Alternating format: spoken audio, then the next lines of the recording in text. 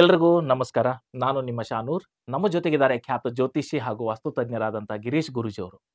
ಗುರುಗಳೇ ನಮಸ್ಕಾರ. ನಮಸ್ಕಾರ. ಗುರುಗಳೇ, ಈ ಜೂನ್ ತಿಂಗಳಲ್ಲಿ ಮೀನ ರಾಶಿ, ಕೊನೆಯ ರಾಶಿ, ಈ ಒಂದು ತಿಂಗಳಲ್ಲಿ ಇವರ ಭವಿಷ್ಯ ಯಾವ ರೀತಿ ಇರುತ್ತೆ? ಯಾವ ರೀತಿಯಾದಂಥ ಲಾಭ, ನಷ್ಟ ಮತ್ತು ಇವರ ಗುಣಧರ್ಮ ಯಾವ ರೀತಿ ಇರುತ್ತೆ? ಸ್ವಲ್ಪ ತಿಳಿಸಿಕೊಡ್ತೀರಾ ಗುರೂಜಿ? ನೋಡಿ, ಮೀನರಾಶಿ, ಮೀನ ಲಗ್ನದವರಿಗೆ ಜೂನ್ ತಿಂಗಳ ರಾಶಿ ಭವಿಷ್ಯ ಇದನ್ನು ನೋಡೋಕ್ಕಿಂತ ಮುಂಚೆ ಗ್ರಹಗಳ ಸ್ಥಿತಿ ನೋಡಬೇಕು. ಹೌದು. ಇವರ ರಾಶಿ ಲಗ್ನದಿಂದನೇ ಶನೈಶ್ಚರನ ಸಂಚಾರ. ಸೊ ಶ್ರಮಜೀವಿಗಳಾಗಿರ್ತಾರೆ, ಜವಾಬ್ದಾರಿ ಜಾಸ್ತಿ ಇರುತ್ತೆ, ಆಲೋಚನೆಗಳು ಜಾಸ್ತಿ ಮಾಡುವಂಥದ್ದು, ಯೋಚನೆಗಳು ಜಾಸ್ತಿ ಕೆಲಸದ ಬಗ್ಗೆ, ಆ ಥರದ ಮನೋಭಾವ. ಶುಕ್ರ ಇವರ ವಾಣಿ ಸ್ಥಾನದಿಂದ ಸಂಚಾರ ಆಗ್ತಿದ್ದಾನೆ, ಧನಸ್ಥಾನದಿಂದ. ಸುಖ ಸೌಕರ್ಯಗಳಾಗಿರ್ಬೋದು, ದುಡ್ಡು ಕಾಸಿನ ವಿಚಾರದಲ್ಲಿ ಕೆಲವೊಂದು ಆಕಸ್ಮಿಕವಾದಂತಹ ಬದಲಾವಣೆಗಳನ್ನು ನೋಡ್ಬೋದು. ರವಿ ತೃತೀಯ ಸ್ಥಾನದಿಂದ ಸಂಚಾರ ಆಗ್ತಿದ್ದಾನೆ. ಸುಮಾರಷ್ಟು ನಿಂತು ಕೆಲಸ ಕಾರ್ಯಗಳು, ಈ ಸಂಬಂಧಪಟ್ಟಂಥ ವಿಚಾರಗಳಲ್ಲಿ ಓಡಾಟಗಳು ಕೂಡ ಇರುತ್ತೆ. ಜೊತೆಗೆ ಬುಧ ಮತ್ತು ಗುರು ಇವರ ಕುಟುಂಬ ಸ್ಥಾನದಿಂದ ಸಂಚಾರ ಆಗ್ತಿದ್ದಾನೆ. ಇವೆರಡು ಗ್ರಹಗಳು ಕೆಲವೊಂದು ಉತ್ತಮವಾದಂತಹ ಬದಲಾವಣೆ ಮತ್ತು ಸುಖ ಸೌಕರ್ಯಗಳ ಸಾಧನದಲ್ಲಿ ವೃದ್ಧಿ ಮಾಡುವಂಥದ್ದು ಆ ಅವಕಾಶಗಳಿರುತ್ತೆ. ಮಂಗಳ ಮತ್ತು ಕೇತು ಷಷ್ಠ ಸ್ಥಾನದಲ್ಲಿ. ಈ ಎರಡು ಗ್ರಹಗಳು ಷಷ್ಠ ಸ್ಥಾನದಲ್ಲಿ ಅದ್ಭುತವಾದಂತಹ ಫಲವನ್ನು ಕೊಡ್ತವೆ.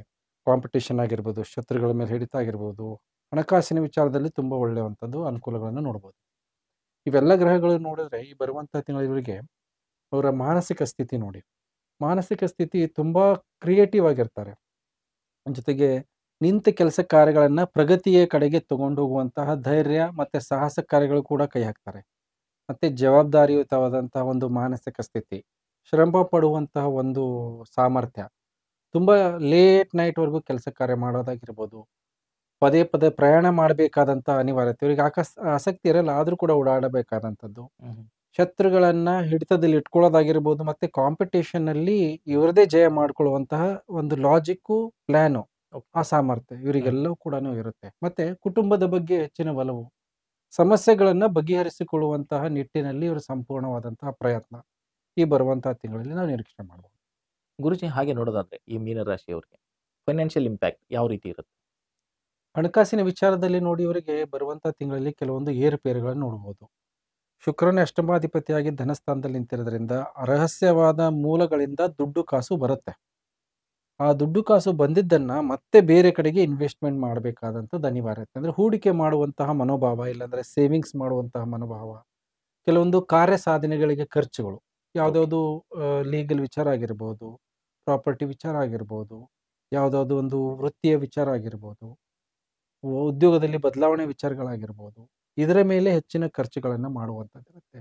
ಆದಾಯ ಇರುತ್ತೆ, ಅದರ ಜೊತೆಗೆ ಖರ್ಚುಗಳನ್ನು ಕೂಡ ಇರುತ್ತೆ. ಬಿಸ್ನೆಸ್ಸು, ವ್ಯಾಪಾರ ವ್ಯವಹಾರಗಳಲ್ಲಿ ಯಾವ ಕುಟುಂಬ, ಅಗ್ರಿಕಲ್ಚರು ಇಂಥ ಸಂಬಂಧಪಟ್ಟಂಥದ್ದು ಮತ್ತು ಈ ಬ್ರೋಕರೇಜ್ ಕೆಲಸಗಳು ಯಾರು ಮಾಡ್ತಿರ್ತಾರೆ ಅವರಿಗೆ ಅದರದ್ದು ಅನುಕೂಲಗಳು ಮತ್ತು ಬ್ಯಾಲೆನ್ಸ್ ಮಾಡ್ಕೊಂಡು ಹೋಗುವಂಥದ್ದು ಇರುತ್ತೆ.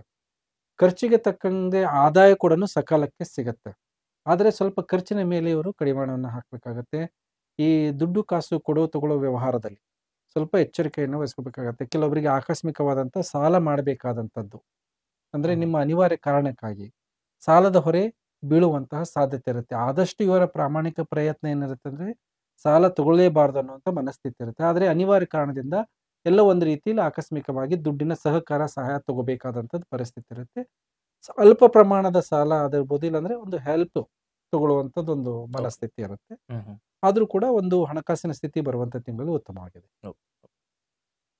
ಆಮೇಲೆ ನಾವು ಆರೋಗ್ಯದ ಕಡೆ ನೋಡೋದಾದ್ರೆ, ಆರೋಗ್ಯದ ಮೇಲೆ ಈ ತಿಂಗಳು ಎಷ್ಟು ಅವರಿಗೆ ಲಾಭ ಕೊಡುತ್ತೆ, ಎಷ್ಟು ನಷ್ಟ ಮಾಡುತ್ತೆ, ಅಥವಾ ಸಮಸ್ಯೆಗಳು ಇರುತ್ತಾ ಅಥವಾ ಇರಲ್ವಾ?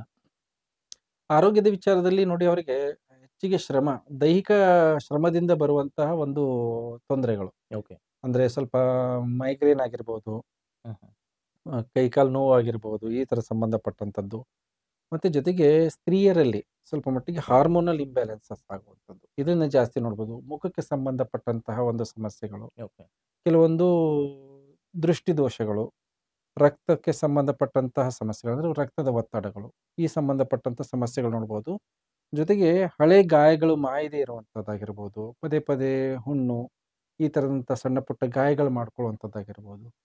ಮತ್ತು ಯಂಗ್ ಹುಡುಗರು ಆದರೆ ಅವರಿಗೆ ಸ್ವಲ್ಪ ಮಟ್ಟಿಗೆ ಮಿತ್ರರ ಜೊತೆಗೆ ಕಾದಾಟ, ಕಾಲ್ ಜಾರಿ ಬೀಳೋದು, ಹ್ಮ್ ವಾಹನಗಳಿಂದ ಹ್ಮ್ ಹ್ಮ್. ಸ್ಕಿಡ್ ಆಗಿ ಬೀಳೋದು, ಓಹೋ. ಇವೆಲ್ಲ ಕೂಡ ಇರುವಂತ ಸಾಧ್ಯತೆ ಇರುತ್ತೆ. ಹಾಗಾಗಿ ಆರೋಗ್ಯದ ಬಗ್ಗೆ ಸ್ವಲ್ಪ ಗಮನ ಕೊಡಬೇಕು. ಹ್ಮ್ ಹ್ಮ್. ಭ್ರಮೆ, ಚಿಂತೆ ಇದರಿಂದ ಬರುವಂತಹ ಸ್ವಲ್ಪ ಸಮಸ್ಯೆಗಳಿರುತ್ತೆ ಜಾಸ್ತಿ. ಓಕೆ ಇಲ್ದೇ ಇರುವಂತ ಕಾಲ್ಪನಿಕ ಯೋಚನೆಗಳಿರುತ್ತಲ್ಲ, ಹ್ಮ್ ಹ್ಮ್. ಅದನ್ನ ತಲೆಗೆ ತಗೊಂಡು ಮಾನಸಿಕ ಒತ್ತಡಕ್ಕೆ ಮತ್ತೆ ಆ ಖಿನ್ನತೆಗೆ ಒಳಗಾಗುವಂತ ಸಾಧ್ಯತೆ ಇರುತ್ತೆ. ಹ್ಮ್ ಹ್ಮ್. ಸ್ವಲ್ಪ ಆರೋಗ್ಯದ ಬಗ್ಗೆ ಗಮನ ಕೊಡಬೇಕು. ಶನಿಶ್ಚರ ಇರೋದ್ರಿಂದ ಒಂದಲ್ಲ ಒಂದು ನೋವು, ಪೇನು ಇಲ್ದೇ ಇರೋದನ್ನ ಯೋಚನೆ ಮಾಡಿ ತಡ್ಕೊಳ್ಳುವಂತ ಬರುವಂತ ತಿಂಗಳಲ್ಲಿ ಇರುತ್ತೆ. ಈ ಖಿನ್ನತೆ ಡಿಪ್ರೆಷನ್ ಮಕ್ಕಳಲ್ಲಿ ಇರುತ್ತಾ ಅಥವಾ ಸ್ವಲ್ಪ ವಯಸ್ಸಾದವರಾಗ್ಲಿ ಅಥವಾ ವಯಸ್ಕರಲ್ಲೂ ಇರುತ್ತೆ, ಮುಖ್ಯವಾಗಿ ಸ್ತ್ರೀಯರಲ್ಲೂ ಕೂಡ ಇರುತ್ತೆ. ಅಂದ್ರೆ ಹಾ ಎಲ್ಲೋ ಹಾ. ಒಂದು ರೀತಿಯಲ್ಲಿ ಮಾಡುವಂತ ಕಾರ್ಯಗಳಲ್ಲಿ ಏನಾದ್ರು ಕಾಂಪಿಟೇಷನ್ ಸ್ವಲ್ಪ ಬಂದ್ಬಿಟ್ರೆ ಹ್ಮ್ ಹ್ಮ್ ಹ್ಮ್. ಹೆದರ್ಕೊಳ್ಳುವಂಥದ್ದು. ಓಹೋ. ಆದ್ರೆ ಆ ನಿಟ್ಟಿನಲ್ಲಿ ಇವರಿಗೆ ಚಿಂತೆ ಮಾಡಬಾರ್ದು. ಕರೆಕ್ಟ್. ಇವರಿಗೆ ತುಂಬಾ ಚೆನ್ನಾಗಿದೆ, ಕಾಂಪಿಟೇಷನ್ ಮೇಲೇನೆ ವಿನ್ ಆಗ್ಬೋದು. ಹ್ಮ್ ಹ್ಮ್. ಯಾವುದೇ ಕಾಂಪಿಟೇಷನ್ ತಗೊಂಡ್ರು ವಿನ್ ಆಗ್ತಾರೆ.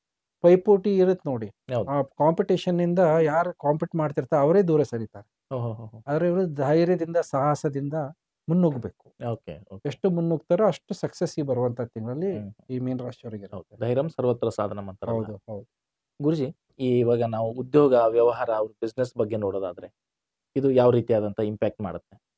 ವ್ಯಾಪಾರ ವ್ಯವಹಾರಗಳಲ್ಲಿ ಒಂದು ಸ್ಥಿರತೆ ಅಂತೂ ಇರುತ್ತೆ. ಓಕೆ. ಒಂದು ಸಂಬಂಧಗಳಾಗಿರ್ಬೋದು, ಸುಮಾರು ಜನರಿಗೆ ಬರುವಂತಹ ಒಂದು ತಿಂಗಳಲ್ಲಿ ಕುಟುಂಬದವ್ರ ಜೊತೆಗೆ, ಇಲ್ಲಾಂದ್ರೆ ಯಾರ ಜೊತೆ ವ್ಯವಹಾರ ಮಾಡ್ತಿರ್ತಾರೆ ಅವರು ಒಂಥರ ಫ್ಯಾಮಿಲಿ ಫೀಲಿಂಗ್ ಇರುತ್ತೆ. ಹ್ಮ್ ಹ್ಮ್ ಹ್ಮ್. ಕಂಫರ್ಟ್ ಝೋನ್ ಅಲ್ಲಿ ಇರ್ತಾರೆ. ಸಪೋರ್ಟ್ ತುಂಬಾ ಚೆನ್ನಾಗಿರುತ್ತೆ. ಓಡಾಟಗಳಿರುತ್ತೆ. ಸ್ವಲ್ಪ ನಿಧಾನ ಆದ್ರೂ ಕೂಡ ಅವಕಾಶಗಳಿರುತ್ತೆ. ಸುಮಾರು ಜನರಿಗೆ ಪ್ರಯಾಣ ಮಾಡುವಂತಹದ್ದು ಯೋಗಗಳು ಕೂಡ ಇರುತ್ತೆ. ಇವ್ರು ಮಾಡಿದಂತಹ ಪ್ರತಿ ಕಾರ್ಯದಲ್ಲೂ ಕೂಡ ಕೆಲವೊಂದು ಯಶಸ್ಸಂತೂ ಇದ್ದೇ ಇರುತ್ತೆ. ಅಷ್ಟೇ ಏನಾಗುತ್ತೆ ಅಂದ್ರೆ ಕಾಂಪಿಟೇಷನ್, ಓಕೆ. ಓಡಾಟ ಇದ್ರಲ್ಲಿ ತುಂಬಾ ಜಾಸ್ತಿ ಶ್ರಮ ಪಡಬೇಕಾಗತ್ತೆ. ಪದೇ ಪದೇ ಮಾಡಿದಂತ ಕಾರ್ಯಗಳನ್ನ ರಿಪಿಟೇಟಿವ್ ಆಗಿ ಮಾಡ್ಬೇಕಾಗತ್ತೆ. ಒಂದೇ ಸರಿ ಸಕ್ಸಸ್ ಸ್ವಲ್ಪ ಆಗೋದಿಲ್ಲ. ಮಾಡಿರ್ತಾರೆ 90% ಮುಗಿರುತ್ತೆ, ಇನ್ನೊಂದು 10%ಗೆ ಮತ್ತೆ ಮರು ಎಫರ್ಟ್ ಹಾಕ್ಬೇಕಾಗತ್ತೆ. ಹ್ಮ್ ಇವ್ರ ಹ್ಮ್ ಹ್ಮ್. ವ್ಯವಹಾರಗಳಲ್ಲಿ ಮಾಡುವಂತ ಸೇವೆನಲ್ಲಾದ್ರೂ ಕೂಡ. ಸೊ ವ್ಯಾಪಾರ ವ್ಯವಹಾರಕ್ಕೆ ಅನುಕೂಲಗಳಿದೆ ಅಂತ ಯಾವುದೇ ರೀತಿಯ ದೊಡ್ಡ ಪ್ರಮಾಣದ್ದೇನು ನಷ್ಟ ಅಂತದ್ದೇನಿಲ್ಲ. ಬಟ್ ಬರುವಂತಹ ದುಡ್ಡು ಏನಿರುತ್ತೆ ನೋಡಿ, ಅದು ಸ್ವಲ್ಪ ವಿಳಂಬದಿಂದ ಹ್ಮ್ ಹ್ಮ್. ಅಂದ್ರೆ ಸಿಗುತ್ತೆ, ಸ್ವಲ್ಪ ವಿಳಂಬದಿಂದ ಕೈ ಸೇರುವಂತಹ ಒಂದು ಸಾಧ್ಯತೆ ಇರುತ್ತೆ ಮಾಡಿದಂತ ವ್ಯವಹಾರಗಳು. ಆಮೇಲೆ ರಿಲೇಷನ್ ಬಗ್ಗೆ ನೋಡೋದಾದ್ರೆ ಒಂದು ಸಂಬಂಧ ಸ್ಥಾನದ ಬಗ್ಗೆ ಅಥವಾ ಕುಟುಂಬದಲ್ಲಿ ಕಿರಿಯರ ಜೊತೆ ಹೊಂದಾಣಿಕೆ ಇದು ಯಾವ ರೀತಿ ಇರುತ್ತೆ ಓವರ್ ಆಲ್ ಆಗಿ?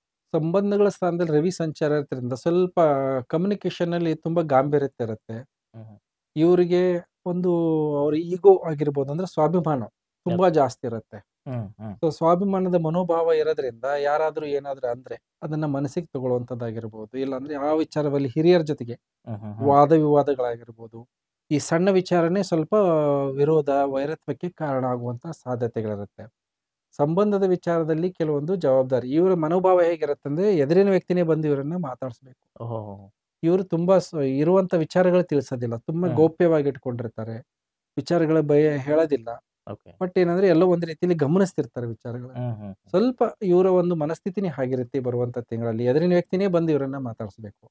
ಓಕೆ. ಅವಶ್ಯಕತೆ ಇದ್ರೆ ಬರ್ತಾರೆ, ಇಲ್ಲಾಂದ್ರೆ ಬಿಡ್ತಾರೆ ಅಂತ ಅನ್ನುವಂತ ಮನೋಭಾವ ಹಾ ಇವರಲ್ಲಿ ಹಾ ಹಾ. ಜಾಸ್ತಿ ಇರುತ್ತೆ. ಈಗೋ ಅಂತೂ ಇದ್ದೇ ಇರುತ್ತೆ ಇವರಿಗೆ. Okay okay. ಸೊ ಮತ್ತೆ ಅವರಿಗೆ ಎಲ್ಲರೂ ಗೌರವ ಕೊಡಬೇಕು, ಇವ್ರ ಮಾತು ಕೇಳಬೇಕು ಅನ್ನೋ ಭಾವನೆಗಳು ಆ ರೀತಿಯಲ್ಲಿ ಇರುತ್ತೆ. ಹ್ಮ್. ಸಂಬಂಧಗಳಲ್ಲಿ ಯಾಕಂದ್ರೆ ಮಂಗಳನೇ ಷಷ್ಠ ಸ್ಥಾನದಲ್ಲಿ ಸಂಚಾರ ಆಗ್ತಿರೋದ್ರಿಂದ ಕಾಂಪಿಟೇಷನ್ ಅಂತೂ ಇದ್ದೇ ಇರುತ್ತೆ. ವಾದ ವಿವಾದಗಳಂತೂ ಪ್ರತಿ ವಿಚಾರದಲ್ಲೂ ಕೂಡ ಇರುತ್ತೆ. ಡಿಬೇಟ್ ಜಾಸ್ತಿ ಆಗುತ್ತೆ. ಹ್ಮ್ ಹ್ಮ್. ಆದ್ರೆ ಯಾವುದೇ ರೀತಿ ವೈಯಕ್ತಿಕವಾದಂತಹ ಒಂದು ವಾದಗಳಿರೋದಿಲ್ಲ. ಆ ಸಬ್ಜೆಕ್ಟ್, ಆ ಸಿಚುವೇಶನ್ ತಕ್ಕಂಗೆ ಇವರು ಆ ತರದ ಒಂದು ಸಂವಾದ ಮಾಡೋದ್ರಲ್ಲಿ ನಿರತರಾಗಿರ್ತಾರೆ. ಫ್ಯಾಕ್ಟರ್ ಇವಾಗ ನಾವು ಲಕ್ ಫ್ಯಾಕ್ಟರ್ ನೋಡಕ್ ಹೋದ್ರೆ ಈ ಲಕ್ ಈ ತಿಂಗಳಲ್ಲಿ ಇವರಿಗೆ ಮೀನ್ ರಾಶಿ ಅವರಿಗೆ ಯಾವ ರೀತಿ ಇರುತ್ತೆ ಗುರುಜಿ?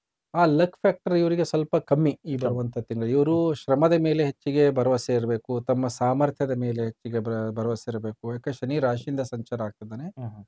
ಸೊ ಪದೇ ಪದೇ ಏನಾಗುತ್ತೆ, ನಿಮ್ಮ ಒಂದು ಹೆಚ್ಚಿಗೆ ಫಿಸಿಕಲ್ ಕೆಲಸಗಳ ಜೊತೆಗೆ ಮಾನಸಿಕ ಕೆಲಸನೂ ಜಾಸ್ತಿ ಇರುತ್ತೆ. Okay okay. ಸೊ ಬರೀ ಲಕ್ ಫ್ಯಾಕ್ಟರ್ ಮೇಲೆ ಅವರಿಗೆ ಅಷ್ಟೊಂದು ಸಪೋರ್ಟ್ ಇರಲ್ಲ. ಹ್ಮ್ ಹ್ಮ್. ಪ್ರತಿ ಒಂದು ಕ್ಷೇತ್ರದಲ್ಲೂ ಕೂಡ ಒಂದು ಪರಿವರ್ತನೆ ಮಾಡುವಂತ ಮನೋಭಾವದ ದೃಷ್ಟಿಕೋನ ಇರಬೇಕು. ತುಂಬಾ ರಿಸರ್ಚರ್ಸ್ ಆಗಿರ್ತಾರೆ ಇವರು. ಹೌದು ಹೌದು. ಅಂದ್ರೆ ತಪ್ಪುಗಳನ್ನ ಕಂಡುಹಿಡಿಯೋದು, ಹಾ ಹಾ ಹಾ. ತಪ್ಪುಗಳನ್ನ ಕಂಡುಹಿಡಿದು ಸರಿ ಮಾಡ್ಬೇಕಾದಂತ ಒಂದು ದೃಷ್ಟಿಕೋನ ಎಲ್ಲ ಇರುತ್ತೆ. ಹ್ಮ್ ಹ್ಮ್. ಸೊ ಹಾಗಿದ್ದಾಗ ಏನಾಗುತ್ತೆ ಅಂದ್ರೆ ಇವರಿಗೆ ಎಲ್ಲರೂ ಕೂಡ ಸ್ವಲ್ಪ ಮಟ್ಟಿಗೆ ವಿರೋಧ ಮಾಡುವಂತದ್ದು, ಈ ತರದ ಒಂದು ಮನೋಭಾವಗಳು ಬರೋ ಸಾಧ್ಯತೆಗಳಿರುತ್ತೆ. ಓಕೆ.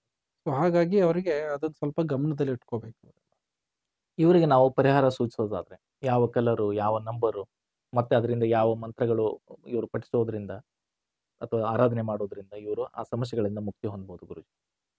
ನೋಡಿ, ಈಗ ಕೆಲವೊಂದು ಪರಿಹಾರಗಳನ್ನೋದಕ್ಕಿಂತ ಕೆಲವೊಂದು ಎಚ್ಚರಿಕೆ ಅಂತೂ ವಹಿಸ್ಕೊಳ್ಬೇಕು. ಓಕೆ. ಏನಂದ್ರೆ ಸಂಬಂಧಗಳ ವಿಚಾರದಲ್ಲಾಗಿರ್ಬೋದು, ಪ್ಲಸ್ ಈಗ ತಗೊಳ್ಳುವಂತ ನಿರ್ಧಾರಗಳಾಗಿರ್ಬೋದು, ಆಕಸ್ಮಿಕವಾಗಿ ಯಾವುದೇ ತಗೊಳ್ಬಾರ್ದು. ಹ್ಮ್ ಮತ್ತೆ ತುಂಬಾ ಅನುಮಾನದ ದೃಷ್ಟಿಕೋನ ಇರುತ್ತೆ.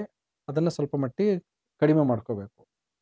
ಜೊತೆಗೆ ಪರಿಹಾರಗಳನ್ನು ಮುಖ್ಯವಾಗಿ ಮಾಡ್ಕೋಬೇಕಾಗಿದೆ ಶುಕ್ರನಿಗೆ ಪರಿಹಾರ ಮಾಡ್ಕೋಬೇಕು ಇವರು. ಯಾಕಂದ್ರೆ ಇವರಿಗೆ ಅವರ ಸಂಬಂಧ ಮತ್ತೆ ಸಮಸ್ಯೆಗಳು ಮರುಕಳಿಸಿ ಬರೋ ಸಾಧ್ಯತೆಗಳಿರುತ್ತೆ. ಹ್ಮ್. ಪ್ರತಿ ಶುಕ್ರವಾರ ಬಿಡಿ ವಸ್ತ್ರ ಜೊತೆಗೆ ಅವರೆಕಾಳನ್ನ ದಾನ ಮಾಡಬೇಕು. ಲಕ್ಷ್ಮೀ ದೇವಿ ದೇವಸ್ಥಾನ ಎಲ್ಲ ನವಗ್ರಹದಲ್ಲಿ ಶುಕ್ರನಿಗೆ ಮಾಡಬೇಕು. ಇದನ್ನು ಮಾಡ್ತಾ ಬಂದ್ರೆ ಹ್ಮ್. ದುಡ್ಡು ಕಾಸು ಸಮಸ್ಯೆ ಸಂಬಂಧಗಳ ವಿಚಾರದಲ್ಲಿ ಸುಧಾರಣೆ ಅಂತೂ ಆಗುತ್ತೆ. ಹಣಕಾಸಿನ ಒಂದು ಸ್ಥಿರತೆನೂ ಕೂಡ ನೋಡ್ಬೋದು. ಎರಡನೇದು ಮಂಗಳ ಮತ್ತೆ ಕೇತು. ಮಂಗಳ ಮತ್ತೆ ಕೇತು ಇದ್ದಾಗ ಉಗ್ರ ದೇವತೆಯ ರೂಪ ಇರುವಂತಹ ದುರ್ಗಾದೇವಿ ಆಗಿರ್ಬೋದು, ಚಾಮುಂಡಿ ಆಗಿರ್ಬೋದು, ಆ ದೇವತೆಯ ಆರಾಧನೆ ಮಾಡೋದ್ರಿಂದ ಹ್ಮ್. ಶತ್ರುಗಳಿದ್ರೆ ಶಮನ ಆಗ್ತಾರೆ, ಶತ್ರುಗಳೇ ಮಿತ್ರರಾಗ್ತಾರೆ. Okay. ಮತ್ತೆ ಕಾಂಪಿಟೇಷನ್ ನಲ್ಲಿ ನಿಮ್ಮ ಪರನೇ ಜಯ ಜಯ ಇರುತ್ತೆ. ಸೊ ಅದನ್ನ ಆಗುತ್ತೆ. ಮೂರನೇದಾಗಿ ಮುಖ್ಯವಾಗಿ ಗಮನಿಸಬೇಕಾಗಿದ್ದವರಿಗೆ ರಾಹು ಪರಿಹಾರನೂ ಮಾಡಬೇಕು. ಹ್ಮ್. ಅಂದ್ರೆ ವಿದೇಶಕ್ಕೆ ಹೋಗೋ ತೊಂದರೆ ಆಗಿರ್ಬೋದು, ವಿದೇಶದಿಂದ ಆಗಿರ್ಬೋದು, ಯಾವುದೋ ಒಂದು ಮೋಸ ವಂಚನೆ ಖರ್ಚುಗಳು ವಿಪರೀತ, ಕೊಟ್ಟು ದುಡ್ಡು ವಾಪಸ್ ಬರಲ್ಲ ಅಂದ್ರೆ ಪ್ರತಿದಿನ ದುರ್ಗಾದೇವಿ ಆರಾಧನೆಯನ್ನು ಕೂಡ ಮಾಡಬೇಕು ಇವರು. ಹ್ಮ್. ದುರ್ಗಾ ಬೀಜ ಮಂತ್ರವನ್ನ ಪಠನೆ ಮಾಡಬೇಕು. ಜೊತೆಗೆ ಸೋಮವಾರ ದಿವಸ ಈಶ್ವರನಿಗೆ ಜಲಾಭಿಷೇಕವನ್ನು ಮಾಡ್ತಾ ಬಂದ್ರೆ ರಾಶಿನಲ್ಲಿನೇ ಶನೇಶ್ವರನ ಸಂಚಾರ ಇರೋದ್ರಿಂದ ಹ್ಮ್. ಹ್ಮ್. ಸೊ ಪ್ರತಿದಿನ ಅದನ್ನ ಈಶ್ವರನಿಗೆ ಜಲಾಭಿಷೇಕ ಮಾಡೋದ್ರಿಂದ ಮಾನಸಿಕ ಸ್ಥಿರತೆ ಮತ್ತೆ ನೆಮ್ಮದಿ ಚಿಂತೆ Okay. ಇರೋದಿಲ್ಲ. ಹ್ಮ್. ಅದರ ಮೇಲೆ ಹತೋಟಿ ಪಡ್ಕೋಬಹುದು. ಮತ್ತೆ ಲಕ್ಕಿ ನಂಬರ್ಸ್ ನೋಡಿ, ಈ ಬರುವಂತ ತಿಂಗಳಲ್ಲಿ ಇವರಿಗೆ ಮುಖ್ಯವಾಗಿ ಲಕ್ಕಿ ನಂಬರ್ ಬಂದ್ಬಿಟ್ಟು 1 Okay. ಅಂದ್ರೆ ಕಾಂಪಿಟೇಷನ್ ಪೈಪೋಟಿಗೆ. ಇದರ ಜೊತೆಗೆ ನಿಮಗೆ 9 ಕೂಡ ಲಕ್ಕಿ ನಂಬರ್ ಆಗತ್ತೆ. ಸೊ ನಿಮ್ಮ ಕಾರ್ಯ ಸಾಧನೆ ಆಗಿರ್ಬೋದು, ಸಂಬಂಧಗಳಾಗಿರ್ಬೋದು, ನಿಮ್ಮ ಭವಿಷ್ಯ, ದೈವ ಬಲ ಇವೆರಡನ್ನು ಕೂಡ ಬರುತ್ತೆ. ಕಲರ್ಸ್ ಅಲ್ಲಿ ಕೆಂಪು ಮಿಶ್ರಿತ ಕಲರ್ಸ್ ಆಗಿರ್ಬೋದು ಅದನ್ನ ತಗೋಬಹುದು. ಸೂರ್ಯಕಾಂತಿ ಕಲರ್ನ ಬಳಕೆ ಮಾಡೋದ್ರಿಂದ ಇವರಿಗೆ ತುಂಬಾ ಉತ್ತಮವಾದ. ಬಟ್ ಆದ್ರೆ ಇವರಿಗೆ ಆಸಕ್ತಿ ಕಪ್ಪು ಕಲರು, ನೀಲಿ ಕಲರು ಹ್ಮ್. ಇದರ ಬಗ್ಗೆ ಹೆಚ್ಚಿನ ಒಲವು ಇರುತ್ತೆ. ಸ್ವಲ್ಪ ಅದರ ಮೇಲೆ ಕಂಟ್ರೋಲ್ ಮಾಡ್ಕೋಬೇಕು. ಇಲ್ಲಾಂದ್ರೆ ಏನಾಗುತ್ತೆ, ರಿಪೀಟ್ ಕೆಲಸ ಆಗುತ್ತೆ. ಓಹೋ. ಅವರು ಆಲೋಚನೆಯಲ್ಲಿ ಎಲ್ಲೊಂದ್ ರೀತಿಯಲ್ಲಿ ಮಂದತ್ವ ಬರುತ್ತೆ. Okay. Okay. ಸೊ ಆ ಕಲರ್ನ ಕಮ್ಮಿ ಬಳಕೆ ಮಾಡಬೇಕು ಈ ಬರುವಂತಹ ತಿಂಗಳಲ್ಲಿ. ಹ್ಮ್. ಹ್ಮ್. ಹ್ಮ್. ಸೊ ಇದನ್ನ ಮಾಡೋದ್ರಿಂದ ಸುಮಾರಷ್ಟು ಸಮಸ್ಯೆಗಳು ಇದ್ರೂ ಕೂಡ ಅದರಿಂದ ಆಚೆ ಬರುವಂತ ದಾರಿ ಅವ್ರು ಕಂಡುಕೊಳ್ತಾರೆ. ಗುರುಜಿ, ಇಷ್ಟು ಮಾಹಿತಿ ಸಂಪೂರ್ಣವಾಗಿ ನಮಗೆ ತಿಳಿಸಿಕೊಟ್ಟಿದ್ದಕ್ಕೆ ಹೃದಯಪೂರ್ವಕ ಧನ್ಯವಾದಗಳು. ನಮಸ್ಕಾರ. ನೋಡಿದ್ರಲ್ಲ ವೀಕ್ಷಕರೇ, ನಮ್ಮ ಈ ಕಾರ್ಯಕ್ರಮದ ಪ್ರತಿಯೊಂದು ಮಾಹಿತಿ ನಾವು ನಿಮಗೆ ಯಾವ ರೀತಿಯಾಗಿ ತಿಳಿಸ್ಕೊಟ್ಟಿದೀವಿ, ಅದನ್ನು ನೀವು ಯಾವ ರೀತಿ ಪಾಲಿಸ್ತೀರಿ ಅನ್ನೋದ್ರ ಮೇಲೆ ನಿಮಗೆ ಬಿಟ್ಟಿರುತ್ತದೆ. ನಿಮ್ಮ ಯಾವುದೇ ವೈಯಕ್ತಿಕ ಸಮಸ್ಯೆಗಳಿದ್ದರೆ ಕಮೆಂಟ್ಸ್ ಮುಖಾಂತರ ನಮಗೆ ತಿಳಿಸಿ ಅಂತ ಹೇಳ್ತಾ, ಹಾಗೆ ನಮ್ಮ ಕೆಳಕಂಡ ನಂಬರ್ಗೂ ಕೂಡ ನೀವು ಗುರುಜಿ ಅವ್ರ ಜೊತೆ ಮಾತನಾಡಬಹುದು. ಮತ್ತೆ ಹೆಚ್ಚಿನ ಮಾಹಿತಿಗಾಗಿ ಕರ್ನಾಟಕ ಕನ್ನಡ ಟಿವಿ ಚಾನೆಲ್ ಅನ್ನು ಸಬ್ಸ್ಕ್ರೈಬ್ ಮಾಡಿ ಅಂತ ಹೇಳ್ತಾ ಈ ಕಾರ್ಯಕ್ರಮನ ಮುಗಿಸ್ತಾ ಇದ್ದೀವಿ. ಧನ್ಯವಾದಗಳು.